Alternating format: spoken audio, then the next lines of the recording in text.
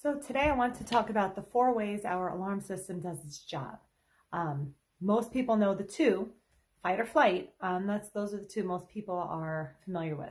Fight or flight response. Usually by the time you find the DARE page, you've seen any of my videos, you've already searched that up hours. The fight or flight response, the amygdala, your parasympathetic and sympathetic nervous system, everybody knows those words. And then so fight, right? Our body sends us energy to help us fight for our lives, for survival. And then there's flight. We flee, we retreat. We do this in subtle ways too, by avoiding, distracting. That's usually what people are thinking of when you hear that fight or flight response. And there's always the smarty pants that says, don't forget freeze, which is true. Freeze is really the third component of this survival mechanism. Fight, flight, or freeze. That's what we do when there's danger. You fight for your life, you flee from the danger, or you freeze, right? You see animals do this, the squirrel in the road, right? You freeze so you don't get hit by the car. You freeze so danger doesn't see you. And then you hang on until it passes by. And then you go back to life. But nobody talks about the fourth step. And I'm hoping after this video, this kind of gets spoken about more and more and more.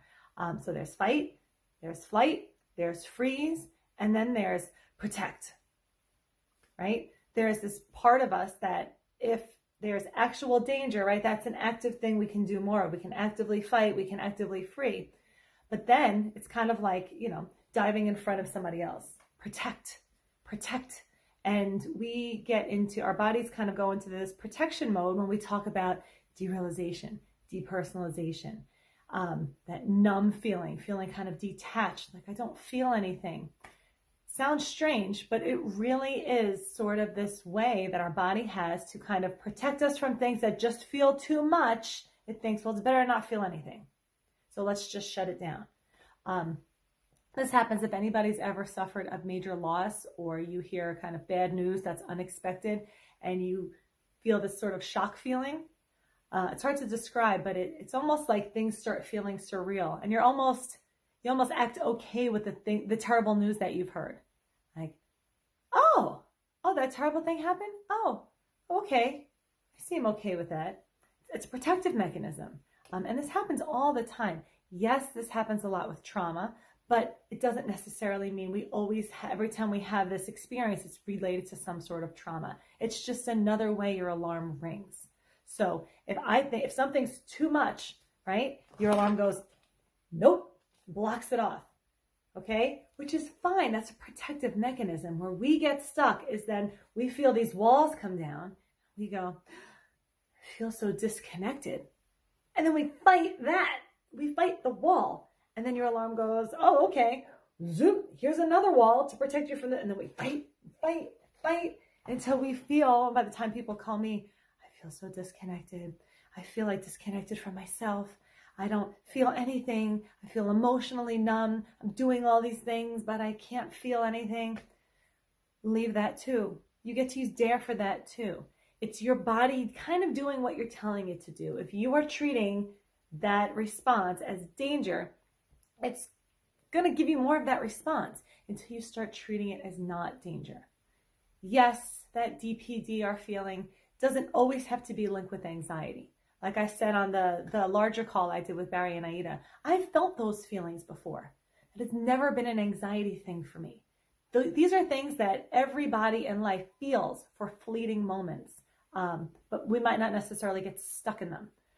So just like some people feel that rush of adrenaline, but don't get stuck in the panic cycle.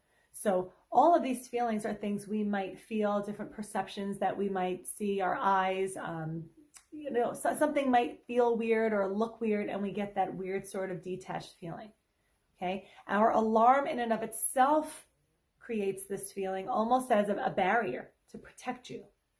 So when I have people struggling with DP and DR, it's because you're desperately fighting the part of you that's trying to protect you from the other things you're fighting.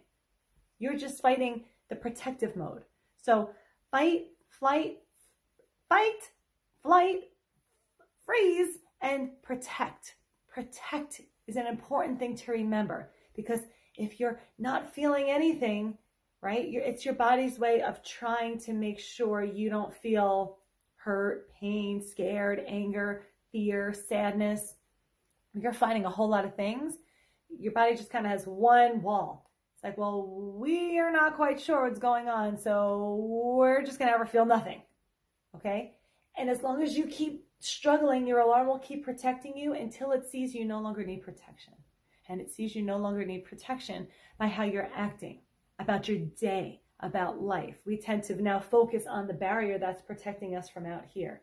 So if you're dealing with this detached sort of feeling, things are not real, I can't feel anything, best thing you can do is to E of dare, engage. Continue to live as if, right? Without a goal of a feeling. That's another video, but you can't go out with the goal of how you're going to feel regardless of the sensation or regardless of what you're striving for. A feeling is not a goal. A feeling is something that is felt the moment you're feeling it.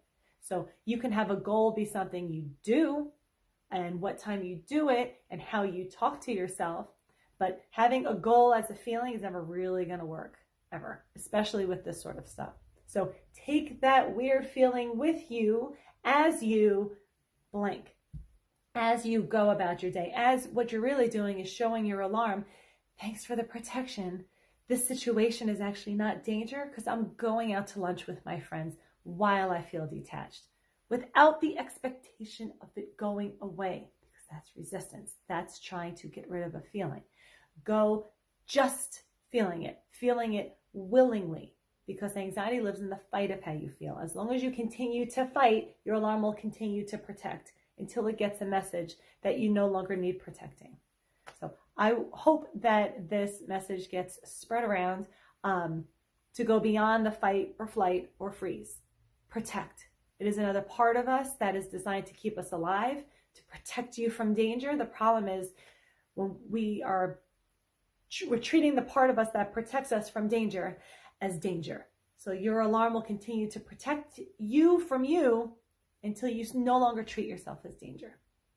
So I hope you guys found that helpful. If this was confusing or if you have any other questions, please leave them in the comments below and I will try and answer them as best I can. Thank you.